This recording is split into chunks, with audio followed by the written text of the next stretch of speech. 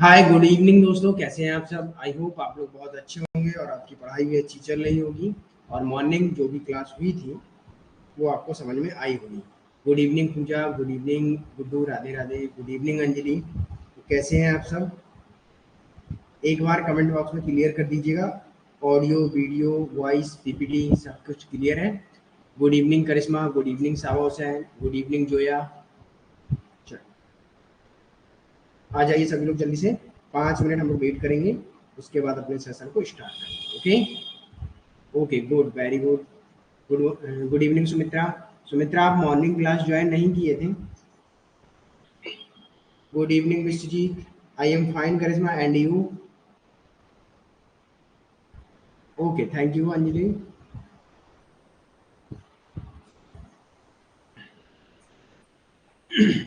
मैं भी बढ़िया हूँ। I am fine Karishma. चलिए आ जाइए सभी लोग। आज की क्लास, यस, आज की क्लास में आप नहीं थे। I also fine. Okay, most welcome Karishma. चलिए आ जाइए। तो मॉर्निंग जो हम लोगों ने कॉन्सेप्ट पढ़ा था, सॉरी, किस थिंकर के बारे में पढ़ा था हम लोगों ने? जेपी नारायण नहीं, एम एन राय के बारे में पढ़ा था। तो आई होप आप लोगों को कॉन्सेप्ट समझ में आया होगा, और नहीं भी आया होगा तो एक बार पढ़िएगा। जिन भी स्टूडेंटों ने नोट्स नहीं पढ़े हैं तो एक बार पढ़ लीजिएगा। उसके बाद जो भी डाउट बनता है आप हमारे हम लोगों का पर्सनल व्हाट्सएप ग्रुप है उस पर भी आप पूछ सकते हैं, और यहाँ तो आप लोग पूछ ही सकते हैं। आपके लिए ऑलरेडी 24 घंटे डाउट सेशन खुला हुआ है, राइट? तो यस, एम एन रॉय के बारे में हम लोगों ने पढ़ा था। Yes, okay. सुमित्रा, संडे है, हम लोगों को संडे की कोई छुट्टी नहीं है। ओके, जब तक सिलेबस पूरा नहीं हो जाता और रिवीजन करने के टाइम हम लोग संडे संडे का हॉलीडे अवकाश रखेंगे, जिसमें क्या है कि अभी रिवीजन जितने जल्दी हो जाएगा, सॉरी, सिलेबस जितने जल्दी हम लोगों का कंप्लीट हो जाएगा उतना अच्छा है। रिवीजन करने के लिए हम लोगों को समय भी ज़्यादा लगेगा। ओके ओके, कोई बात नहीं जो है। चलिए चलिए, तो आई होप सभी स्टूडेंट ज्वाइन कर लिए हैं। तो हम लोग स्टार्ट करते हैं आज के सेशन को। तो welcome to session, welcome to filler form. मैं अतुल कुमार, आप सबका आज के सेशन में बहुत बहुत स्वागत है। तो आज हम लोगों को कॉन्सेप्ट जो रहेगा हमारा, जिस थिंकर के बारे में हम लोगों को पढ़ना है, बर्नी एंड कबीर के बारे में पढ़ना है। तो ना, कबीर कोई पॉलिटिकल लीडर या पॉलिटिकल थिंकर तो नहीं है, लेकिन फिर भी हम लोग उनको अपने एक पॉलिटी में पढ़ते हैं। तो ऐसा क्यों है, इसके बारे में थोड़ा हम लोग समझ लेते हैं। तो इनकी आवश्यकता क्यों पड़ी हमको कबीर को पढ़ने की, क्योंकि आप लोग कबीर के बारे में बचपन से ही पढ़ते आ रहे हैं। ओके, चलो देख लेते हैं। ये रहा आपका आज का पीपीटी। कबीर एंड बर्नी, और सबसे पहले रहेंगे जियाउद्दीन वर्नी। इनका पूरा नाम, बर्नी तो शॉर्ट में हम लोग कहते हैं, लेकिन इनका जो पूरा नाम है जियाउद्दीन वर्नी है। ओके, तो जियाउद्दीन वर्नी। ओके, ये चीज याद रखिए। जन्म इनका याद रख लीजिएगा, और इनके बारे में हम लोग कॉन्सेप्ट पढ़ेंगे। जवाबित एंड शरीयत कानून के बारे में पढ़ते हैं। इन्होंने जवाबित एवं शरीयत कानून के बारे में बात करते हैं। ये मोहम्मदन जितने भी वो होंगे, इस्लाम धर्म से संबंधित है। ये शरीयत और जवाबित कानून, ये वो स्टूडेंट जानते होंगे जो इस्लाम धर्म से रिलेटेड है। ओके, चलिए थोड़ा इनका हम लोग परिचय देखेंगे। परिचय में क्या है, दिल्ली सल्तनत की युग से संबंधित ये रखते हैं। अलाउद्दीन खिजली खिलजी से संबंधित है। थोड़ा वेट करेंगे, शायद इंटरनेट डिस्टर्ब कर रहा है। आप सबको वॉइस क्लियर है ना?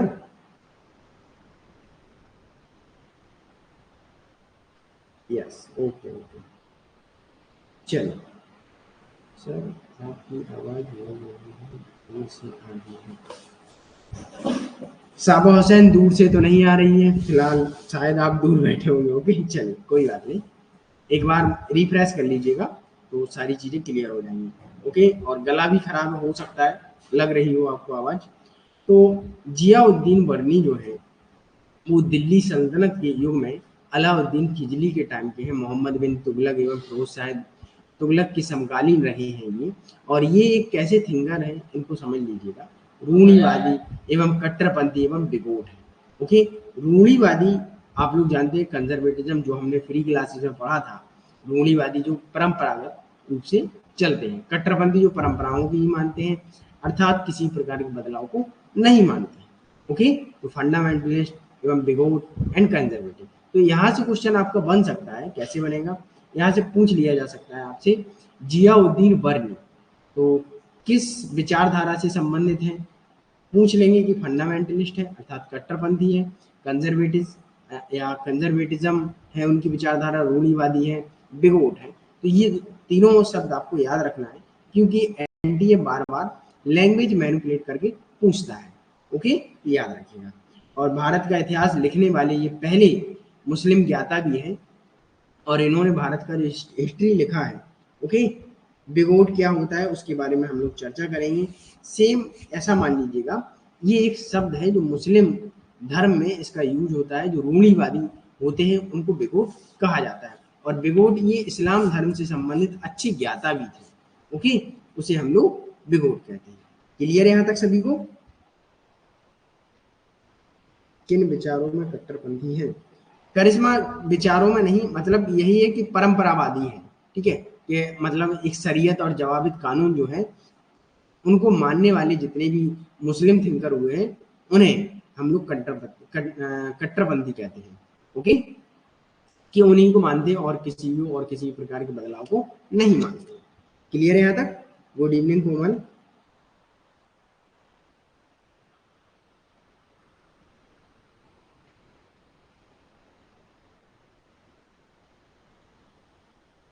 आई होप आप लोगों को यहाँ तक चीजें क्लियर हो गई होंगी।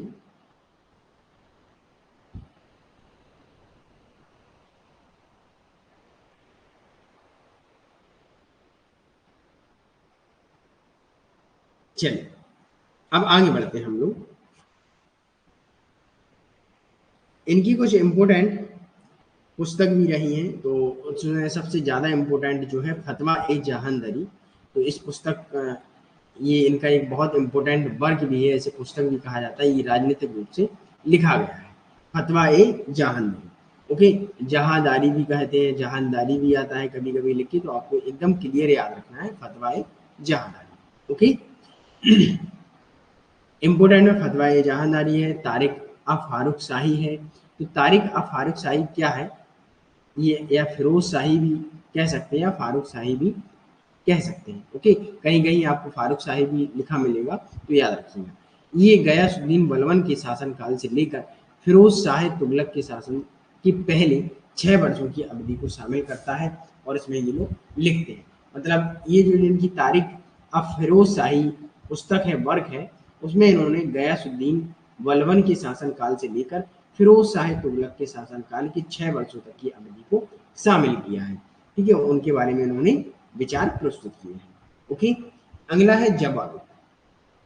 जवाबित क्या है इसे भी थोड़ा समझ लीजिएगा। ये है राज्य के कानून कि स्टेट के लॉ क्या होंगे, तो उनके बारे में ये बात करते हैं। अब यहाँ से सिर्फ आपको क्या याद रखना है, यहाँ से पूछ लिया जाएगा कि राज्य के कानून जियाउद्दीन बर्नी की किस पुस्तक में या किस कार में बताया गया है। तो जवाबित पुस्तक या कार में बताया गया है राज्य के कानूनों के बारे में।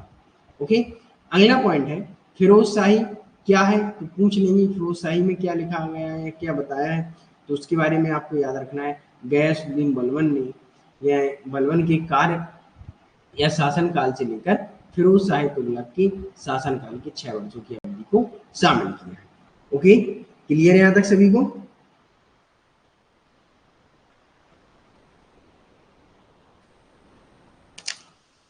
यहाँ तक क्लियर हुआ?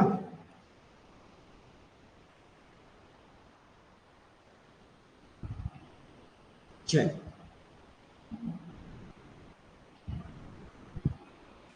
Okay, very good. आगे बढ़ते हैं। अब एडवाइस ऑफ सुल्तान अर्थात रूलर, उन्होंने कुछ एडवाइस दी है एक सुल्तान को कि कैसे आपको राज्य करना चाहिए, कैसे क्या होना चाहिए, एक स्टेट में, एक राज्य में एक राजा, एक रूलर, शासक कैसे शासन करेगा, उसके बारे में ये चर्चा करते हैं। तो इन्होंने बताया कि सुल्तान की व्यक्तिगत अर्थात पर्सनल एवं पॉलिटिकल रोल दोनों अलग अलग होना चाहिए। मतलब बीच में अंतर, उसका व्यक्तिगत जो जीवन है, पर्सनल लाइफ है, वो अलग है, एंड पॉलिटिकल रूल अलग है, राजनीतिक भूमिका उसकी अलग रहती है। तो दोनों में अलग अलग है, कैसे अलग अलग है वो चीजें हम लोग समझ लेंगे। ओके। नंबर एक, sultan should be from family of monarchy and must have a sense of justice. अर्थात सुल्तान को एक मोनार्की अर्थात राजशाही या सम्राट परिवार से होना चाहिए जो न्याय की भावना रखने वाला हो। ओके, सेंस ऑफ जस्टिस, तो वो एक सेंस या मान लीजिए भावना रखने वाला कैसा होना चाहिए, एक सम्राट होना चाहिए। ओके, क्लियर यहाँ तक। अगला पॉइंट है शरीयत का अनुयायी और धरती पर ईश्वर का एजेंट एजेंट माना है उसको, ये ईश्वर का एक मान लीजिए प्रतिनिधि माना है। तो उन्होंने शरीयत का अनुयायी अर्थात एक शरीयत एक कानून होता है इस्लाम धर्म में, ठीक है, उसका अनुयायी अर्थात उसको मानकर चलने वाला। ओके, उसी को मानेगा, उसे वो राजा होगा। राजा कौन होगा, जो शरीयत पर एकदम फॉलो करेगा शरीयत का। ओके, और उसे उन्होंने धरती पर एक ईश्वर का एजेंट अर्थात प्रतिनिधि माना है। ओके, अगला पॉइंट है सुल्तान को इस्लाम के उद्देश्य को प्राप्त करना चाहिए और आतंक, प्रतिष्ठा एवं गर्व के गुणों को धारण करना चाहिए। आतंक, प्रतिष्ठा अर्थात मतलब एक इस्लाम के उद्देश्य क्या है कि प्रतिष्ठा, आतंक, गर्व, गुण, ये सारी चीजें मतलब एक अच्छी चीजें अपने ऊपर धारण करना चाहिए, उनको अप्लाई करना चाहिए। तो इन्होंने ये मान लीजिएगा एक शासक को नैतिक, है ना, एक मोरल बनाया है उसे, और उसका राजनीतिक एवं व्यक्तिगत जीवन दोनों अलग अलग बताए हैं। धरती पर उसको ईश्वर का एजेंट बताया गया है, उसके गुण अच्छे होने चाहिए, प्रतिष्ठा अच्छी होनी चाहिए, आतंक अर्थात एक टेरर उसका अच्छा होना चाहिए, उसका डर भी ठीक ठाक होना चाहिए लोगों के बीच में, तभी वो शासन कर सकता है और तभी लोग उसकी बात मानेंगे। ओके, आगे बढ़ते हैं। सुल्तान का विरोध, सुल्तान को विरोध करना चाहिए किन चीजों का, क्रोध का, झूठ का, चंचलता का, धोखे का एवं अन्याय का। इन सारी चीजों का सुल्तान को विरोध करना चाहिए। मतलब क्रोध, झूठ, चंचलता, धोखा अर्थात इनजस्टिस, अन्याय, इन सारी चीजों का सुल्तान को धोखा वो विरोध करना चाहिए। राइट, अब यहाँ से क्वेश्चन कैसे बनेगा ये चीज आप लोग समझ लीजिएगा थोड़ा। यहाँ से क्वेश्चन आपका बन सकता है कि जियाउद्दीन बरनी के अनुसार सुल्तान को विरोध किन किन चीजों का करना चाहिए। ओके, तो यहाँ दे देंगे, चार चीजें दे देंगे, क्रोध, झूठ, चंचलता, धोखा, और इनमें से पूछ लेंगे कौन से हैं या कौन से नहीं है, और ऑप्शन दे देंगे, तो आपको याद रखना है। ओके, क्लियर यहाँ तक।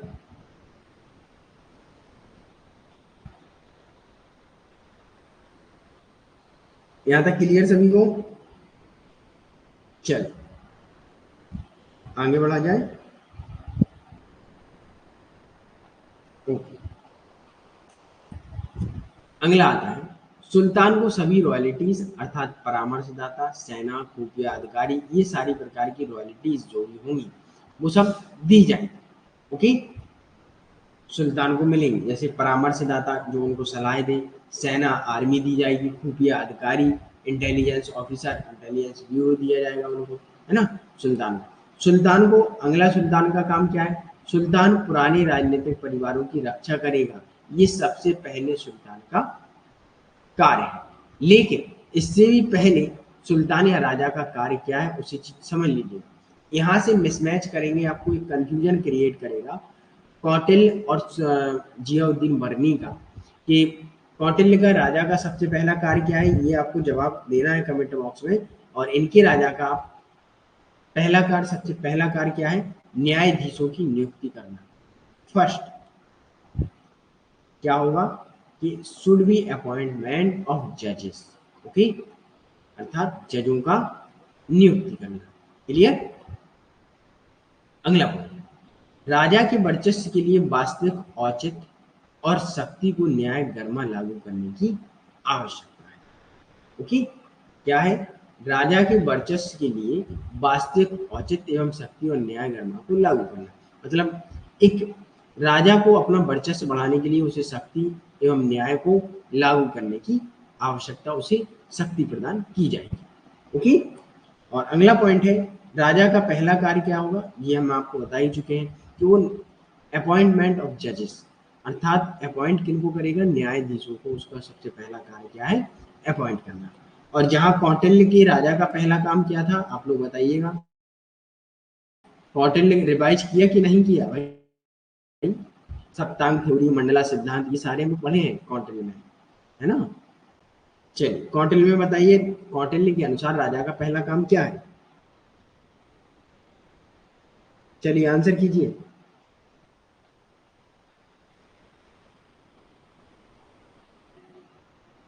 यस यस, वेरी गुड कोमल। तो राज्य का विस्तार है। ओके, कौटिल्य के शासक या राजा का क्या है, राज्य का विस्तार है।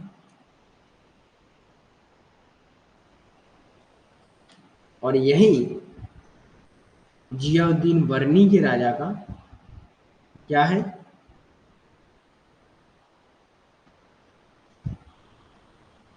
जज को अपॉइंट करना, न्यायाधीशों की नियुक्ति। Okay, yes yes, okay very good. चलिए आगे बढ़ते हैं। राजा को न्याय करते समय एक मापदंड, माप और दंड के बारे में जानना चाहिए। राजा जब भी न्याय करे तो माप और दंड को दोनों के बारे में जानना चाहिए कि पता चले। हो सकता है अगर राजा को ये चीजें पता नहीं होंगी तो क्या होगा कि जो व्यक्ति अगर कम भी गलती कर रहा होगा और उसे एक ज़्यादा गलती करने पर जो दंड दिया जाता है वो दिया जाएगा, तो वो यही सोचेगा जब गलती कर रहे हैं तो ज़्यादा ही हमें बड़ी करनी चाहिए जिससे कि हमारा भी प्रॉफिट हो, दंड तो मिलना ही है। तो इन्होंने यही बात की है जियाउद्दीन वर्नी ने कि राजा को अगर ज्ञान होगा कि हमें न्याय जो करना है उसमें हमें कितना दंड देना है कितना नहीं देना है, तब राजा सही है और न्याय भी एक सही होगा। ओके, तो न्याय का उदार विषयों को धार्मिक प्रथाओं के अनुसार होना चाहिए, ये चीज समझ लीजिएगा। अब इन्होंने न्याय को क्या माना कि धर्म के अनुसार होना चाहिए। ओके, इसीलिए ये शरीयत एवं जवाबित कानून की बात करते हैं। ये कहते हैं जो भी धर्म है उनके सबके अपने अपने अनुसार न्याय होने चाहिए अगर देखा जाए तो। ठीक है, तो अब शरीयत एवं जो जवाबित है उनमें कई कानून ऐसे भी हैं जो आज के टाइम पे लागू नहीं किए जा सकते हैं।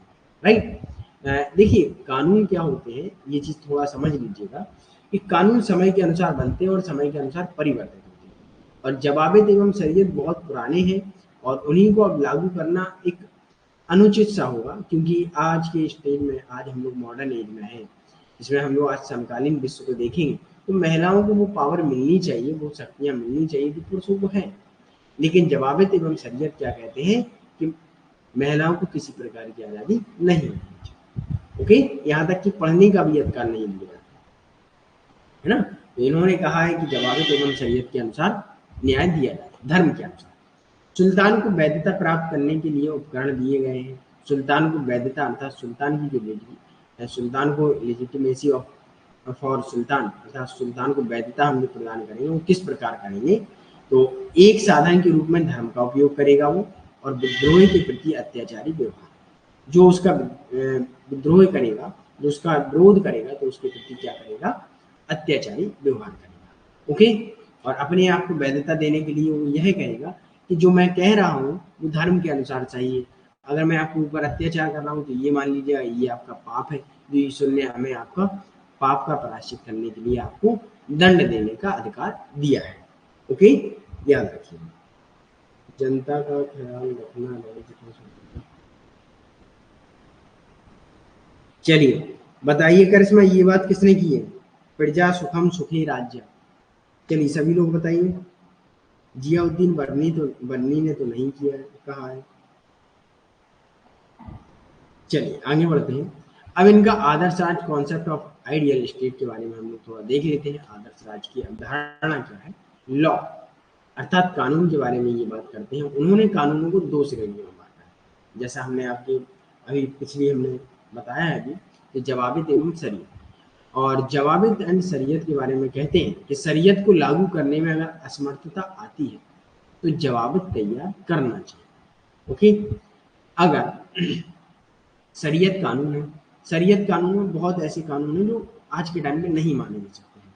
ओके, तो क्या है कि उन्होंने कहा अगर शरीयत को लागू करने में किसी प्रकार की असमर्थता आ रही है, जनता कोई विद्रोह कर रही है, तो हम उसके अगेंस्ट एक क्या बनाएंगे, जवाबित बनाएंगे, जवाबित कानून बनाएंगे जिसको हम लोग अप्लाई करेंगे और जिससे हम लोग क्या करेंगे, शरीयत कानून को लागू करेंगे।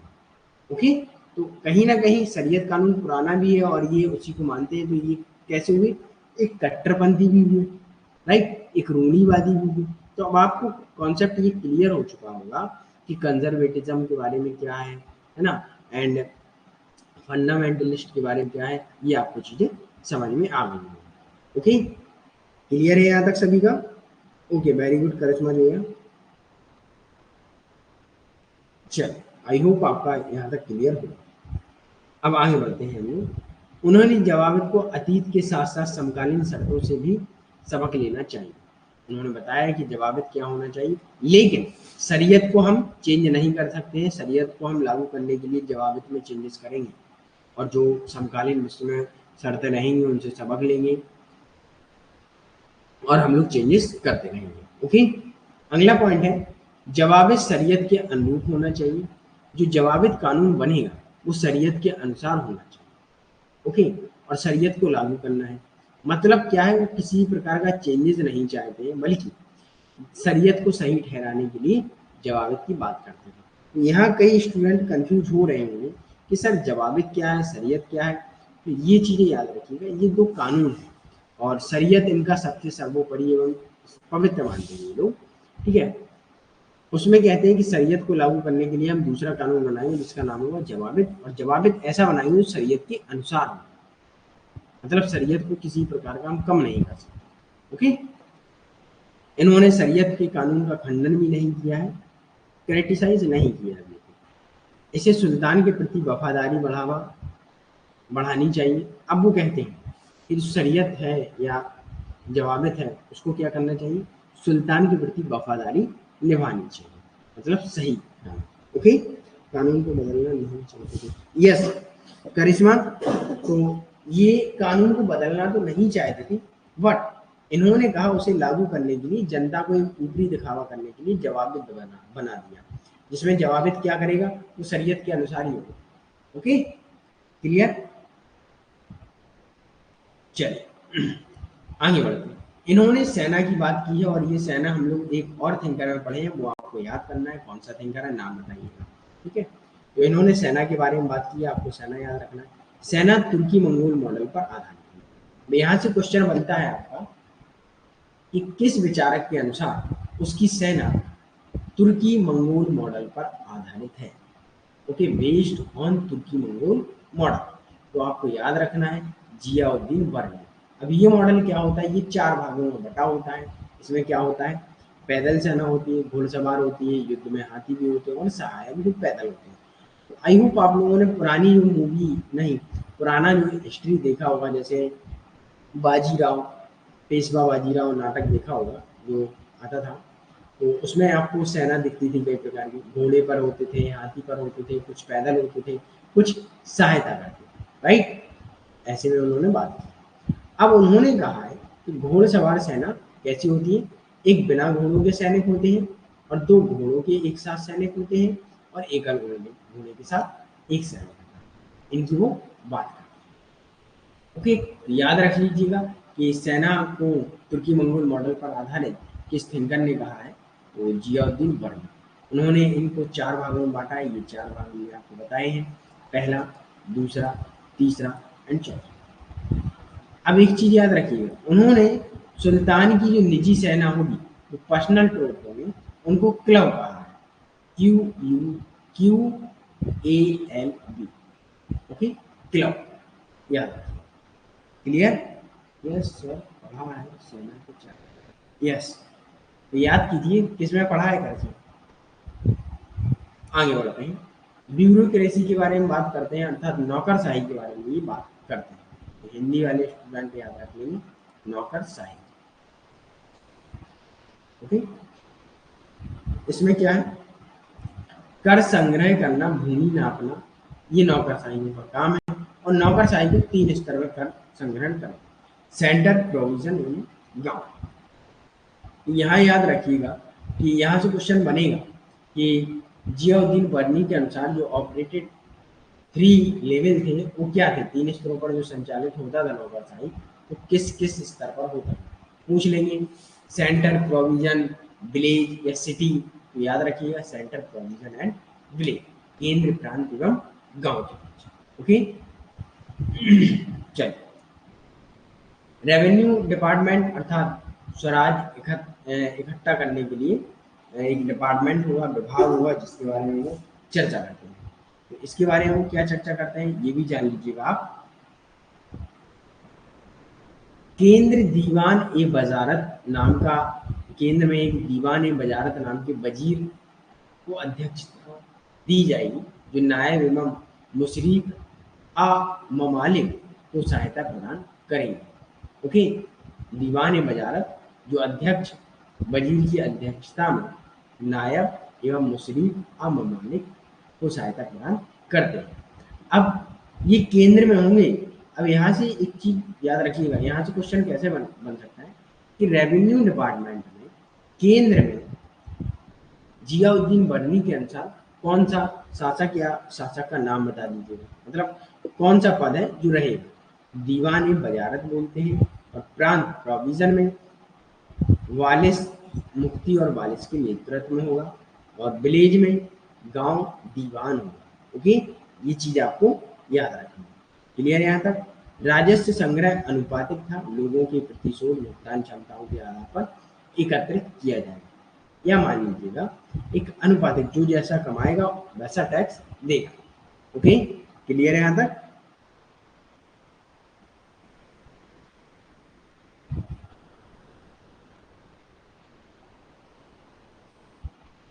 यहाँ तक क्लियर है सभी को? एक बार थम्स अप दीजिए, उसके बाद हम लोग आगे चलो। Okay, very good. आगे जस्टिस अर्थात कानून के बारे में क्या कहते हैं, न्याय के बारे में क्या कहते हैं, तो इन्होंने बताया है बॉर्डर वीवर इंक्लूसिव बाजार मूल्य को नियंत्रित करने की आवश्यकता है। क्योंकि क्यों करना चाहिए? क्योंकि इससे सेना प्रभावित करते हैं और जनता में असंतोष फैलता है। अगर मान लीजिएगा, न्याय क्या है? न्याय वही तो है, बाजार व्यवस्था, बाजार में जो नियंत्रण होगा, बाजार मूल्य पर जो नियंत्रण होगा उसे नियंत्रित करना। अगर नियंत्रित नहीं हो तो क्या होगा? सेना प्रभावित होगी, सेना के लिए खाना कहाँ से आएगा, राइट? जनता में असंतोष होगा, जनता और सेना में ये सारी चीजें जब होंगी तो निश्चित ही युद्ध होगा, गिराएंगे। तो वो कहते हैं न्याय में क्या होना चाहिए, पैसे इतने भी नहीं बढ़ना चाहिए, महंगाई इतनी भी नहीं होनी चाहिए कि लोग आंदोलन करें। ओके, ये चीजें उन्होंने बताई, जिससे कि कैसे प्रभाव पड़ता है, सेना भी प्रभावित होती है और आम जनता दोनों प्रभावित होते हैं। ओके, और कोर्ट सिस्टम की बात करते हैं, अदालत प्रणाली के बारे में बात करते हैं, घरेलू कोर्ट के बारे में बात करते हैं, फौजदारी मामला, फौजदारी अदालत के बारे में बात करते हैं।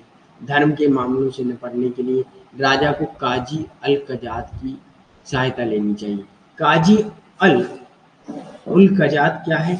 ये एक वो व्यक्ति है जो सारे धर्म अर्थात धर्म से संबंधित ज्ञान रखता है, धर्म के मामलों में ज्ञान रखता है।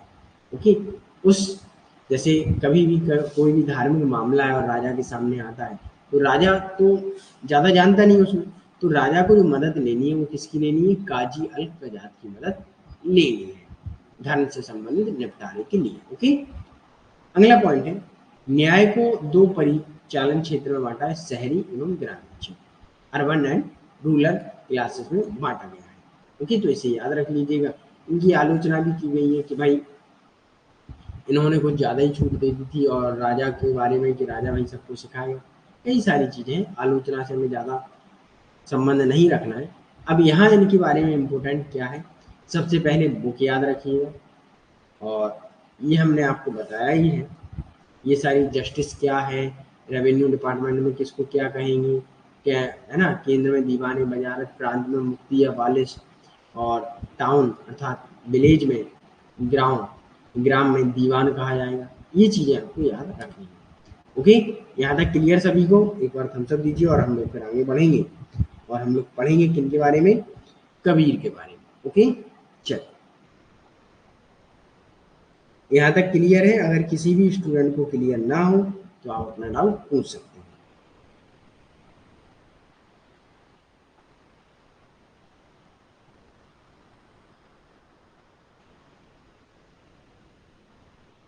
चलिए, ओके, वेरी गुड, आगे बढ़ते हैं।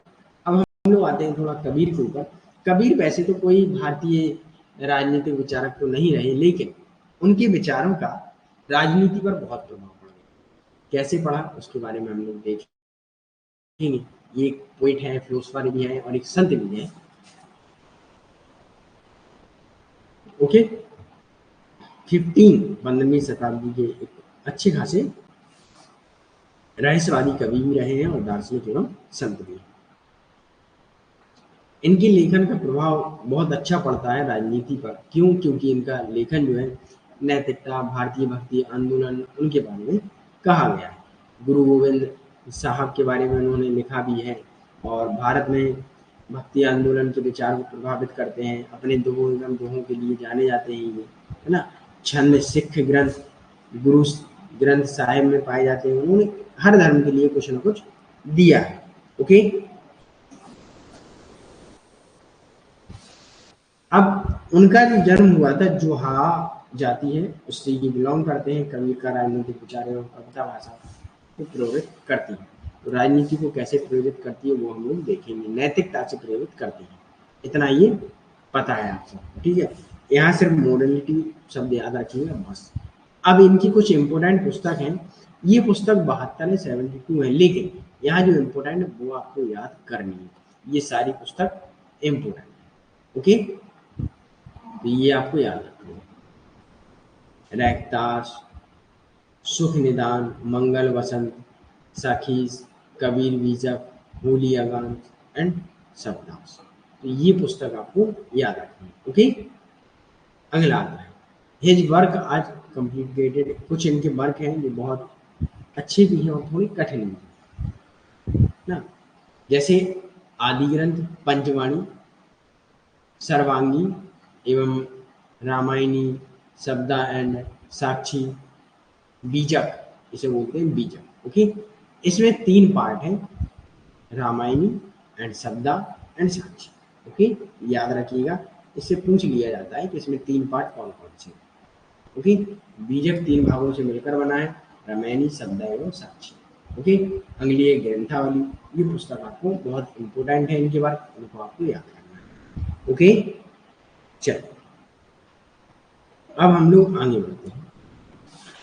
इन्फ्लुएंस ऑन कबीर, अर्थात ये कबीर किससे इन्फ्लुएंस थे? तो रामानंद सागर से भी प्रभावित थे, जो 14वीं शताब्दी के बहुत फेमस पोइट हुआ करते थे, बहुत अच्छे संत भी थे। तो इनसे वो प्रभावित थे और इनसे जो विचार लिए हैं उन्होंने स्पिरिचुअल, अर्थात स्पिरिचुअलिटी लिया है, जिसे आध्यात्मिकता या आध्यात्मिकरण बोल लीजिएगा, तो वो लिया है।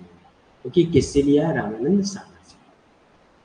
उन्होंने भक्ति आंदोलन को लोकप्रिय बनाकर प्रभावित किया है और राम सीता की पूजा को भी प्रभावित किया है। राम सीता की पूजा होने। ओके, तो ये चीजें याद रखिएगा। यहाँ से क्वेश्चन कैसे आएंगे? यहाँ से क्वेश्चन सिर्फ ऐसे आ सकते हैं जैसे पुस्तक है, अधिकतर कबीर की पुस्तक ही पूछी जाती है। ओके, वैसा और कोई इनका वो है नहीं था ज्यादा वहाँ। ठीक है, रामानंद सागर से ये प्रभावित थे। व्यापक धार्मिक संस्कृति, रामानंद ने करीब के जीवन रामानंद ने कबीर के जीवन और कविता को प्रभावित किया। उनके धर्मनिरपेक्ष दृष्टिकोण में झलकता प्रदान की है ना। क्योंकि कबीर कभी भी धर्म के प्रति किसी प्रकार का विरोध या किसी प्रकार का हस्तक्षेप नहीं करते थे। वो एक धर्मनिरपेक्ष थे। ओके, तो कहीं ना कहीं इस चीज का क्या अनुभव पड़ता है हमारे देश की राजनीति में कि हम लोग धर्मनिरपेक्ष। ओके,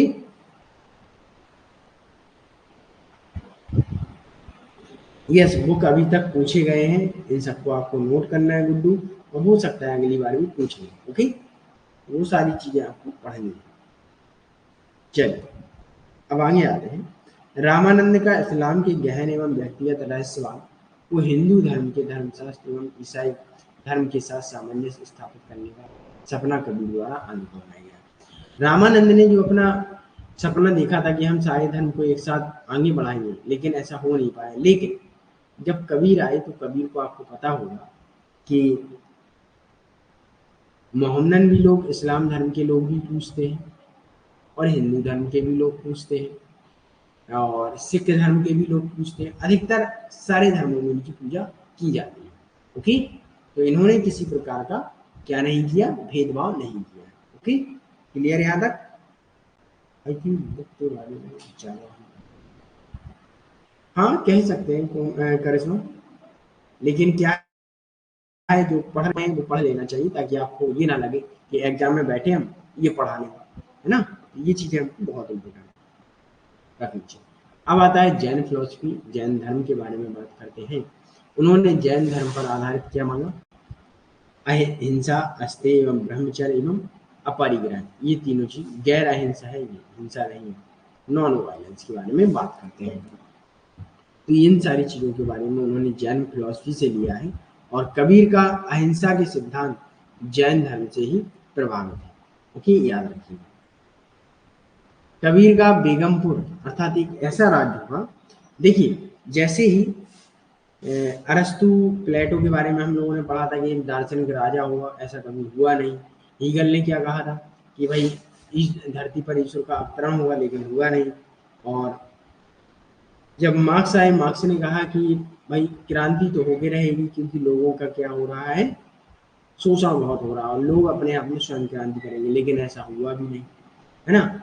ऐसा ही कबीर कहते हैं कि एक बेगमपुर राज्य हुआ, राज्य हमारा कैसा हुआ, बेगमपुर, सपनों में कह रहे हैं, और कैसा होगा, जिसमें भारत एक यूटोपिया, मतलब सपने में, कल्पना रूपी में चल रहा है। एक ऐसी भूमि है जहाँ कोई हिंसा, लालच, अपराध आदि नहीं हो, सारे व्यक्ति एक सही कोऑपरेशन से रह रहे होंगे, कोई किसी का ना छीन रहा होगा ना खा रहा होगा, और सभी लोग आराम से रह रहे हैं। अगर घर के गेट खोल के आप चले जाएं तो आपके यहाँ चोरी नहीं होगी। ये होगा उनका बेगमपुर। ओके, बेगमपुरा, याद रखिए। क्लियर है यहाँ तक? एक बार थम्स अप दीजिए, उसके बाद हम लोग आगे बढ़ेंगे।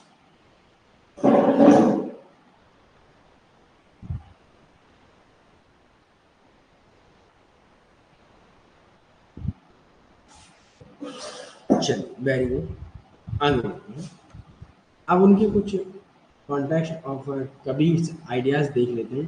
15वीं शताब्दी में हुई, जीवन इनका अच्छा ठीक ठाक था, लेकिन अधिकांश जीवन इनका बनारस में बीता है। जीवन तो आप सबको पता है, व्यापार एवं अवसरों के विकास की विशेषता है, उन्होंने बताई है। व्यापार ने कस्बों एवं गांवों को आपस में, कबीर बताते हैं कि जोड़ दिया है, जिससे कि कमाई होने लगी है और अर्थव्यवस्था एवं विकास के अवसर पैदा करने लगी। बड़े व्यापार ने प्रचलित जातीय निगमों और पदानुक्रमित सामंती व्यवस्था को चुनौती दी है और जिससे सार्वभौमिक मानवता की एक नई संस्कृति का निर्माण किया। अब वो कहते हैं कि व्यापार, बिजनेस चल रहे हैं, उन्होंने क्या कहा, क्या किया कि एकदम से सारी चीजें पलट गई। जाति नियम, पदानुक्रम एवं सामंतवादी व्यवस्था को चुनौती मिली, क्योंकि जब समाज एक आधुनिकता की ओर बढ़ता जाता है तो जो पुरानी चीजें हैं वो हट जाती हैं और नई आ जाती हैं। राइट? तो यहाँ क्या हुआ, अब हायरार्की सिस्टम आ गया, सामंतवादी व्यवस्था हट गई, लोग अब अपनी क्षमता के अनुसार काम कर रहे हैं। राइट? तो जिससे सार्वभौमिक मानवतावाद की एक नई संस्कृति का निर्माण इन्होंने ही किया है, सार्वभौमिक मानवता, सभी मानव स्वतंत्र। Okay, clear? सबने हमारे पढ़ने के लिए अपने विचार दिए। यस कर दो कि भाई पढ़ते रहिएगा और हमारे विचार पढ़िएगा, है ना? चलिए, कोई बात नहीं। करिश्मा, आप भी बढ़िया से पीएचडी करिए, जीआरएफ निकालिए और उसके बाद आप भी अपने विचार दीजिएगा, है ना? मैं बिल्कुल पढ़ूंगा। चलिए, यहाँ तक क्लियर है सभी को? किसी भी प्रकार का कोई डाउट?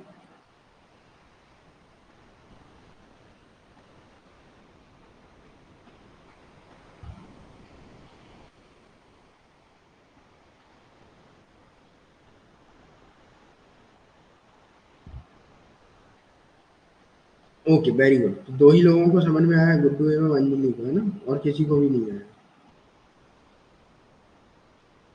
चलो, ऐसे ही ये पढ़ लीजिएगा कि उन्होंने सामाजिक समूहों को ऊर्ध्वाधर, क्षैतिज एवं वर्टिकल हॉरिजॉन्टल मोबिलिटी के निर्माण में हुआ है। समाज में व्यक्तियों को एक हॉरिजॉन्टल क्रम में माना है ना। और represented by the prevented elite classes, हालांकि इस सामाजिक गतिशीलता का प्रचलित अभिजात वर्ग द्वारा व्यापक रूप से विरोध किया है उन्होंने, जिन्होंने यथास्थिति बनाए रखना चाहते थे। ये यथास्थिति बनाए रखना चाहते थे। सामाजिक गतिशीलता का प्रचलित जो मॉडर्न एज आया था, अभिजात वर्ग द्वारा शासन किया जा रहा था, उसका इन्होंने विरोध किया। तो शासन करेगी वो जनता करेगी, आम लोग। Okay, clear? यस सर, 100% देने की कोशिश करेंगे।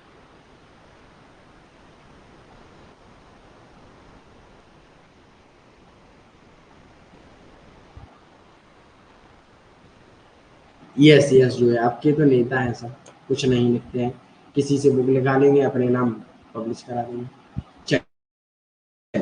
अगला आता है, कबीर निम्न जाति से थे, गरीबों में भेदभाव के आलोचक भी थे। अभिजात वर्ग द्वारा कक्षाओं एवं निचला ब्राह्मणों द्वारा व्यापक आलोचना की बात करते थे। अर्थात उन्होंने जैन धर्म को अच्छा कहा है कबीर ने, हिंदू धर्म एवं इस्लाम धर्म के बारे में उन्होंने कुछ भी नहीं कहा। ओके, याद रखिए, ऐसे क्वेश्चन बनता है। अगला पॉइंट है, भले ही कबीर ब्राह्मणों के साथ वैचारिक टकराव था, फिर भी उन्होंने कभी उनकी आलोचना नहीं की।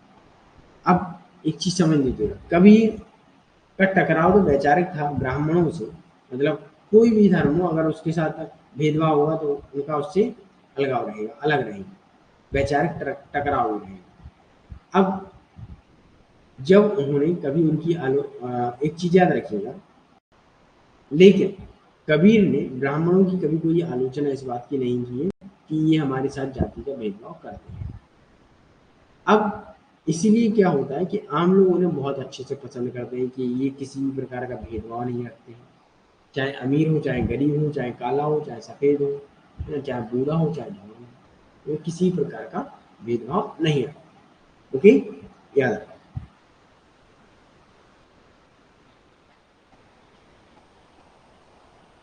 अभी तो सत्ता से मतलब है। गुड्डू क्या कहना चाहते हैं?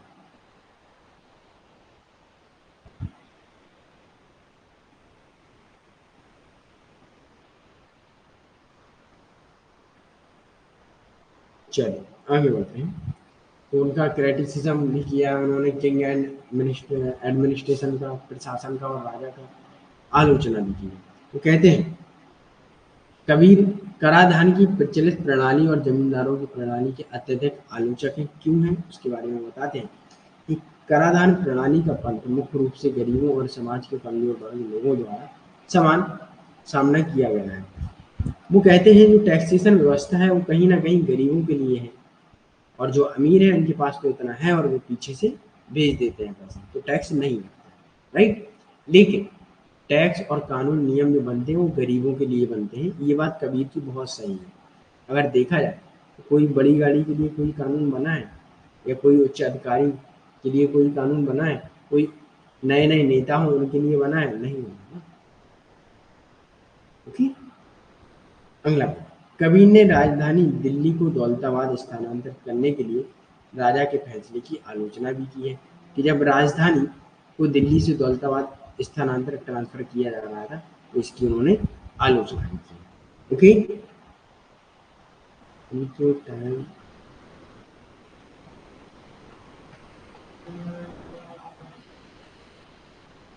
चलो आगे बढ़ते हैं। हिंदुइज्म एंड इस्लाम के बारे में बात करते हैं। तो कबीर हिंदू एवं इस्लाम दोनों के आलोचक हैं, ये चीज याद रखिएगा, दोनों के आलोचक हैं, लेकिन यहाँ जैन धर्म के समर्थक हैं। ओके, वह पवित्र जनेऊ, खतना के अर्थहीन संस्कारों के आलोचक। पवित्र जनेऊ आप लोग जानते होंगे, खतना आप लोग जानते होंगे, आई होप जो भी इस्लाम धर्म से बिलोंग करते हैं वो जानते होंगे, और पवित्र जनेऊ जो हिंदू धर्म से बिलोंग करते हैं वो भी जानते हैं। ओके, तो इसमें हम लोग समय बर्बाद नहीं करेंगे, आगे बढ़ेंगे। ओके,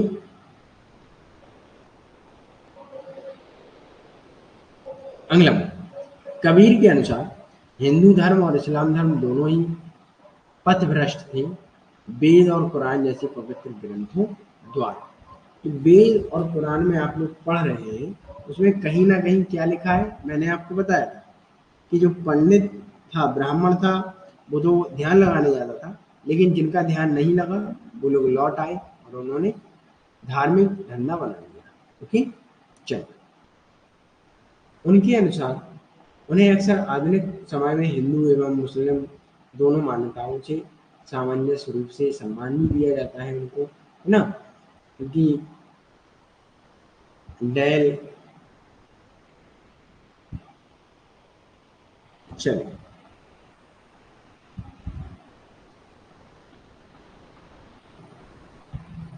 हिंदू एवं मुस्लिम मान्यताओं के सामंजस्य के रूप में भी माना जाता है उन्हें। और हिंदू मुस्लिम दोनों इनको पूछते हैं, अगर देखा जाए कभी तो, है ना, सार्वभौमिक मार्ग देकर हिंदू धर्म और इस्लाम को समन्वित करने के लिए जाना जाता है, दोनों का पालन किया जा सकता है। ओके, तो वो कहते हैं कि जो हिंदू और मुस्लिम धर्म है, हम दोनों को साथ लेकर चल सकते हैं और दोनों का पालन किया जा सकता है। मतलब हिंदू को एक जोड़ने की बात करते हैं हिंदू मुस्लिम को, लेकिन वो कहते हैं ये दोनों धर्म क्या है कि आपस में ही लड़ते रहते हैं, इस वजह से ये इनकी आलोचना भी की है। उन्होंने जैन धर्म का सपोर्ट किया है। ओके, याद रखिएगा।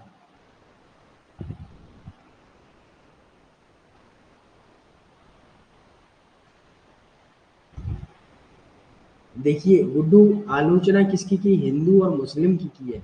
ओके, इनके बारे में वो कुछ भी नहीं कहते हैं, आलोचना करते हैं, मतलब कुछ भी नहीं कहना, आलोचना ही है, ठीक है। और वहां इन्होंने माना किनको अच्छा है, जैन धर्म को माना है, क्योंकि वो अहिंसा की बात करता है जैन धर्म। ओके, हाँ, लोगों की आलोचना बिल्कुल नहीं की इन्होंने, किसी भी लोगों को, कोई भी किसी भी धर्म से बिलोंग करता हो, कभी भी आलोचना नहीं की। ओके, इन्होंने धर्म की आलोचना की है, हिंदू मुस्लिम धर्म की आलोचना की है। ओके, गुड्डू, क्लियर हुआ ये आपका? ये चीज क्लियर होना बहुत इम्पोर्टेंट। चलो,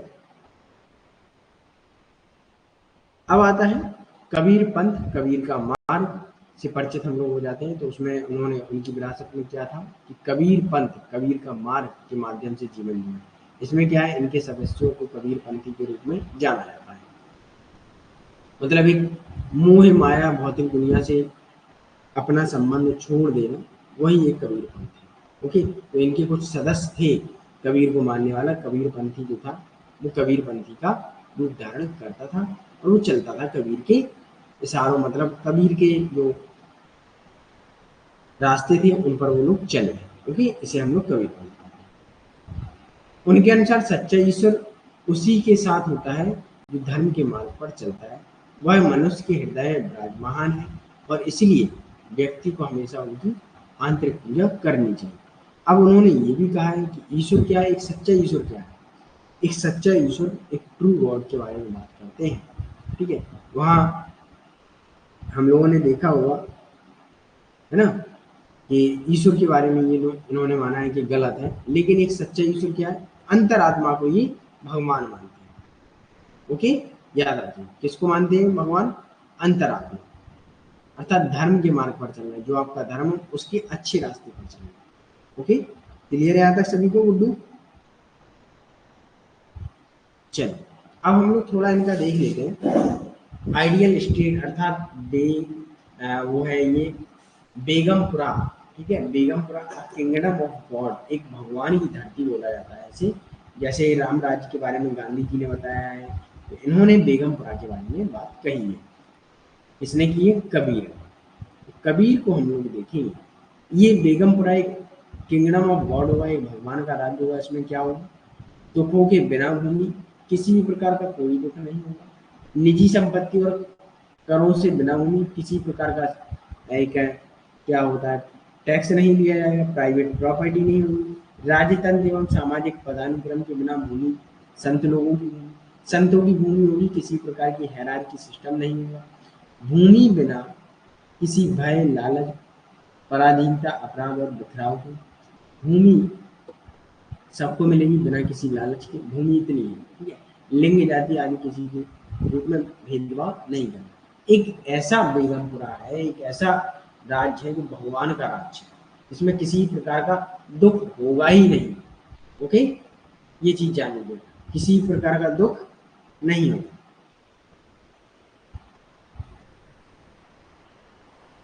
तो दुख यहाँ अवेलेबल नहीं होगा। ठीक है, क्लियर। कबीर पंथी आज कबीर को भगवान, यस यस, कबीर पंथी जो कबीर के रास्ते पर चले हैं वो आज कबीर को भगवान मानते हैं। ओके,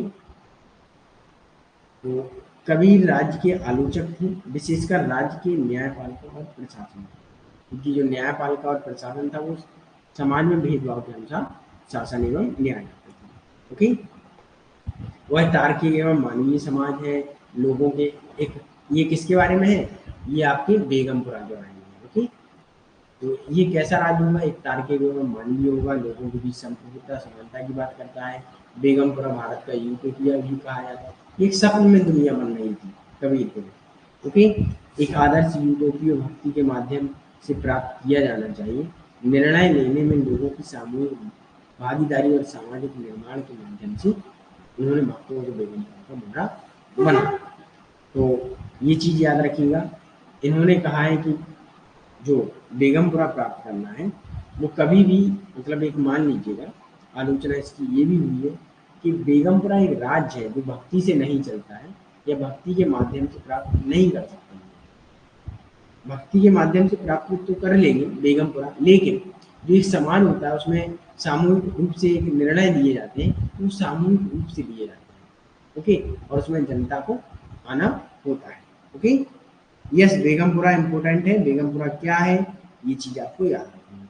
बेगमपुरा एक कबीर द्वारा बताया गया राज्य है जो बिना दुखों की धरती है, जहाँ किसी प्रकार को आपको सैडनेस फील नहीं होती। ओके, चलो, तो ये कुछ इंपॉर्टेंट है। यह समाज में सामाजिक आर्थिक विभाजन को तोड़कर प्राप्त किया जा सकता है। इस प्रकार बेगमपुरा एक ऐसी भूमि थी जहाँ क्या है, क्या है बताइए, कोई राज्य नहीं है, कोई भ्रष्टाचारी नहीं है, कोई अधिशेष निकासी नहीं है, ये सारी चीजें हैं वहाँ। प्रिंसिपल इसके क्या है, जस्टिस, इक्वालिटी, फ्रीडम। बेगमपुरा में क्या है, न्याय है, इक्वालिटी है ना, समानता है, फ्रीडम, स्वतंत्रता है। इसके बारे में ये चर्चा करते हैं। ओके, अब देखते हैं हम लोग थोड़ा इनका कंक्लूजन देख लेते हैं। उसमें इतना सा आपको याद रखना है, ये एक समाज सुधारक है, कबीर है, और ये यहाँ से क्वेश्चन आपका असेसन रीजन वाला बन सकता है। वो चीज आपको याद रखना है। असेसन रीजन में आपको ये कंफ्यूज करेगा कि कबीर एक पॉलिटिकल लीडर है, तो कबीर कभी भी कोई भी पॉलिटिकल लीडर नहीं रहेंगे। ओके, इनको हम लोग किस कैटेगरी में रखेंगे, एक इनको संत के रूप में रखेंगे या समाज सुधारक के रूप में रखेंगे, सोशल रिफॉर्मर के रूप में रखेंगे। ओके, याद रखिएगा, कभी भी हम इनको पॉलिटिकल लीडर या राजनीतिज्ञ नहीं मानेंगे। ओके, क्लियर है यहाँ तक सभी को।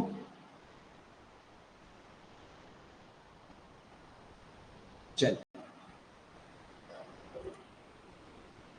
यहाँ आज के सेशन को हम लोग समाप्त करेंगे। अब जो भी किसी भी स्टूडेंट का किसी भी प्रकार का डाउट हो, दोनों सेशन में, सुबह जो हम लोगों ने 9 बजे लिया था 9 AM एंड अभी का 8 PM वाला, अगर किसी भी प्रकार का कोई भी डाउट हो तो अभी आप हमसे पूछ सकते हैं।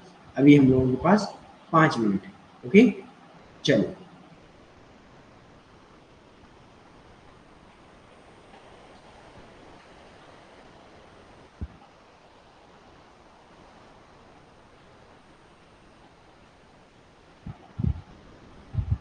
Okay, most welcome all of you and thank you for today session watch. चलो, ओके, अब जो भी किसी भी स्टूडेंट का कोई भी डाउट होगा तो व्हाट्सएप पर या फिर यहाँ चैट बॉक्स में पूछ लेगा। ओके, चलिए, okay, most welcome, good night.